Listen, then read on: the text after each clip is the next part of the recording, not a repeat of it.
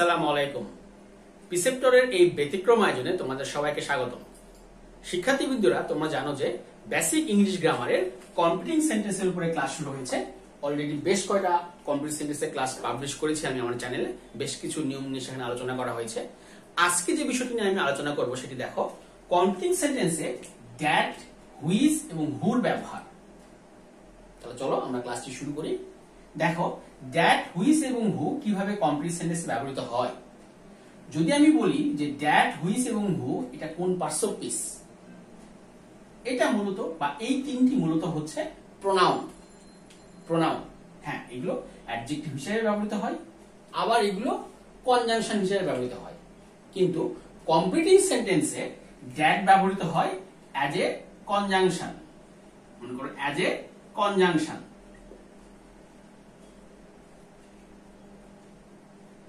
দেখো, দ্যাটের বাংলাটা কি? দ্যাটের বাংলাটা হচ্ছে যে। হুইচের বাংলাটা কি? হুইচের বাংলাটা হচ্ছে যেটি। এটা ব্যবহৃত হয় দুই ভাবে।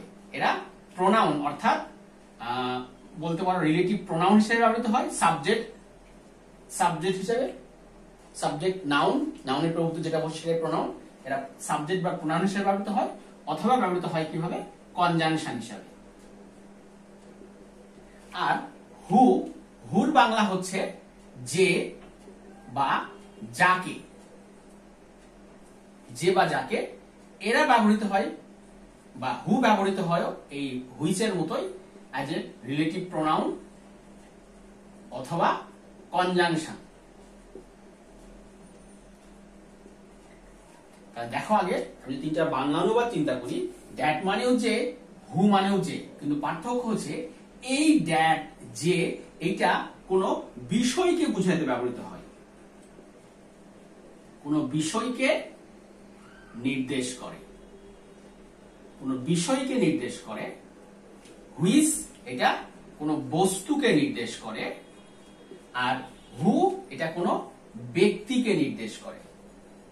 এখানে যা কিছু লেখা আছে এটা আগে একটু ক্লিয়ার হও।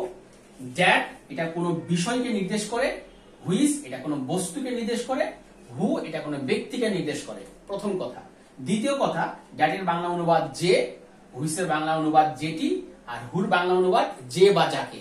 কিন্তু এই যে ব্যক্তি, এই যে বস্তু, এটা হচ্ছে দুই নম্বর কথা। তিন নম্বর কথা হচ্ছে দ্যাট বা যে অ্যাজ এ কনজাংশন হিসেবে ব্যবহৃত হয়। কি হিসাবে? কনজাংশন হিসাবে, দুটি বিষয়কে যুক্ত করতে, দুটা ঘটনা, দুটা বিষয়কে যুক্ত করতে, সাবঅর্ডিনেট কনজাংশন। আর হুইচ ব্যবহৃত হয় কিভাবে? অ্যাজ এ সাবজেক্ট অর্থাৎ প্রোনাউন বা কনজাংশন হিসাবে। তাহলে হুইচের ব্যবহার কিন্তু এখানে দুইটা।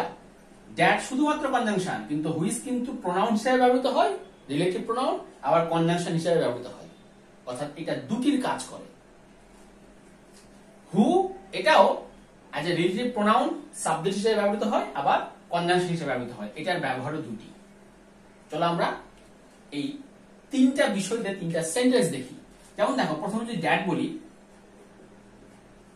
We should keep in mind that honesty is the best policy. তোমরা জানো honesty is the best policy. তাহলে we should keep in mind that honesty is the best policy. আমরা যদি হুইচ দ্বারা বলি, একটা সেন্টেন্স যদি হুইচ দ্বারা বলি,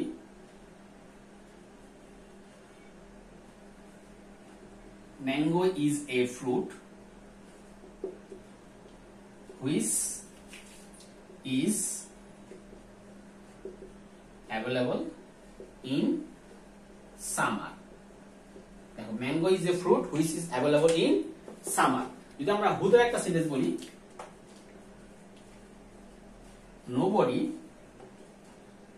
likes a man who is dirty. Nobody likes a man who is dirty. এখন দেখো, এই তিনটি সেন্টেন্সে তিনটা এই যে দ্যাট, হুইচ বা হুর ব্যবহার আছে, কনজাংশন বলতে পারো বা প্রোনাউনের ব্যবহার আছে। দেখো, এখানে দ্যাট আছে, এখানে হুইচ আছে, এখানে হু আছে।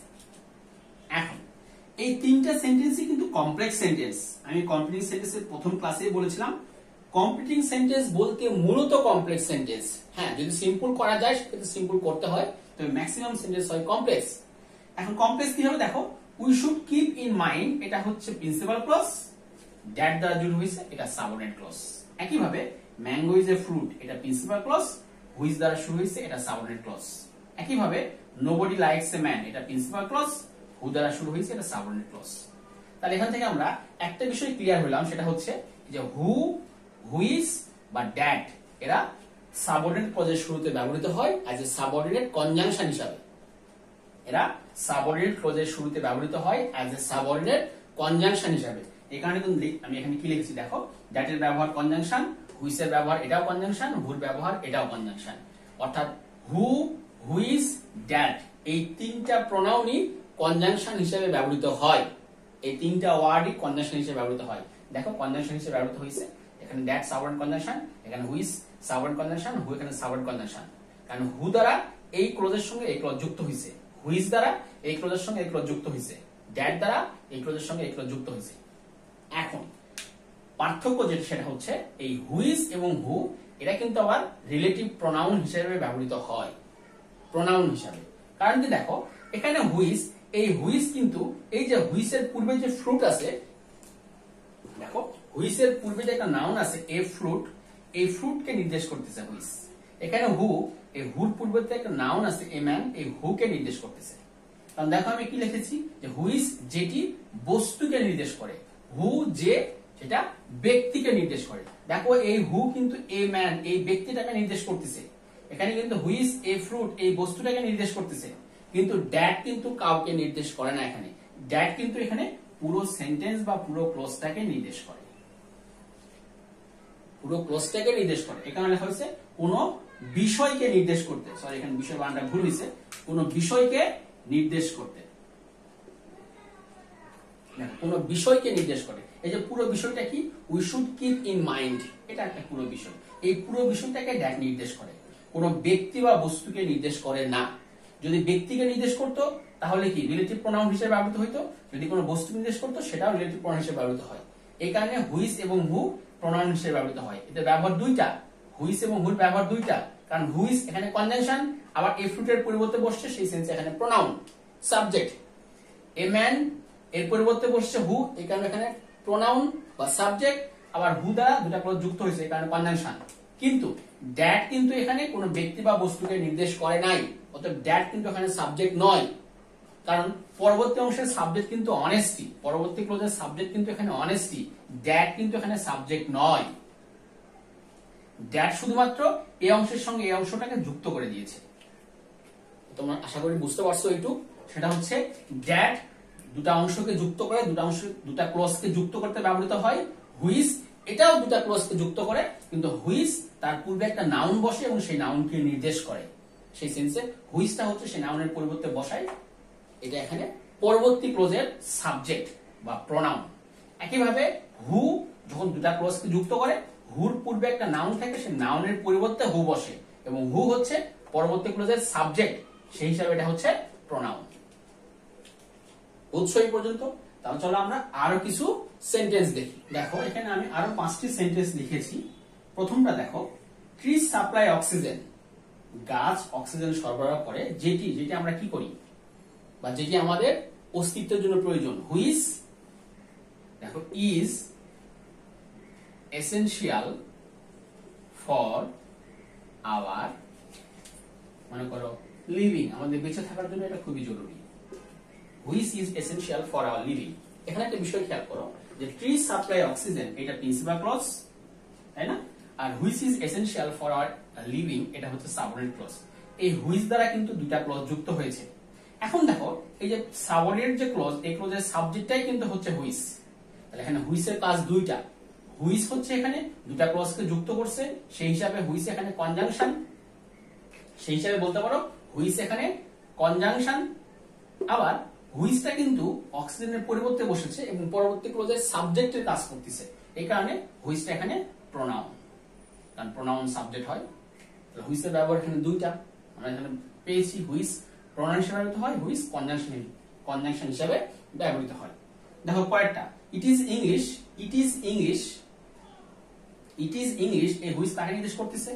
একইভাবে ইংলিশকে নির্দেশ করতেছে। তাহলে which helps us to get মনে করো গুড জবস।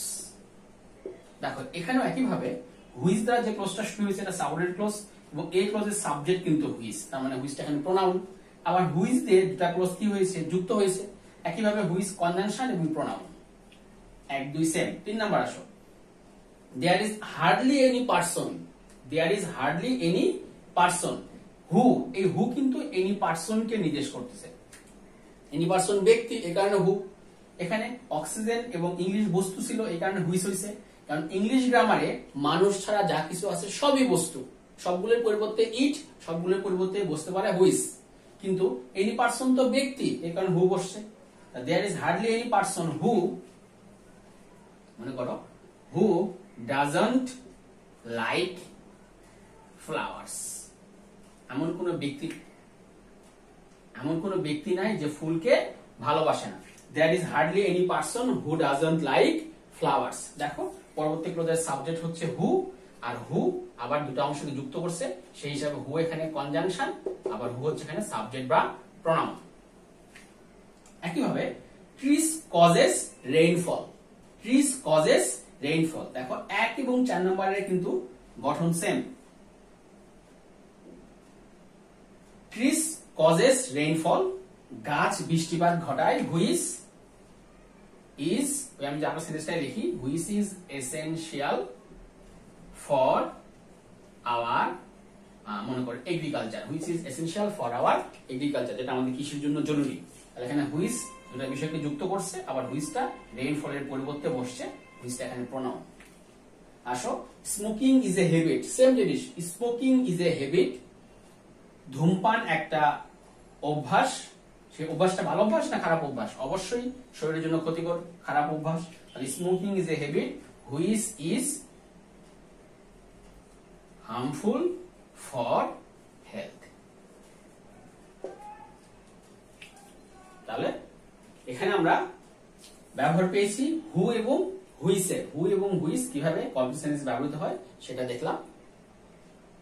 ড্যাটটা মনে বাকি আছে, তাই না? আচ্ছা, আমরা ড্যাট দ্বারা কয়েকটা সেন্টেন্স দেখি, যেটা ড্যাট দিয়ে তৈরি হয়, অর্থাৎ ড্যাটের যেখানে ব্যবহার আছে। দেখো আমরা যদি এই দুটো সেন্টেন্স দেখি, ইট ইজ সেড দ্যাট, এটা বলা হয় যে, ইট ইজ সেড দ্যাট, কি বলবো? It is said that knowledge, আমি প্রদ বাক্য লিখে দিই, knowledge is power. It is said that smoking is harmful to health. যেমন আমরা যদি নিচের সেন্টেন্সে যদি এই সেন্টেন্সে যদি ওটা লিখি তাও হবে, we know that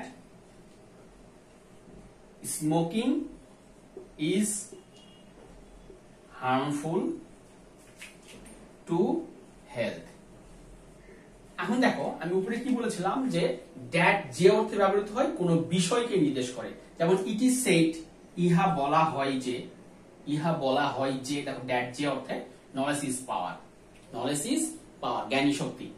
we know that আমরা জানি, দেখো যে আমরা জানি যে smoking is harmful to health.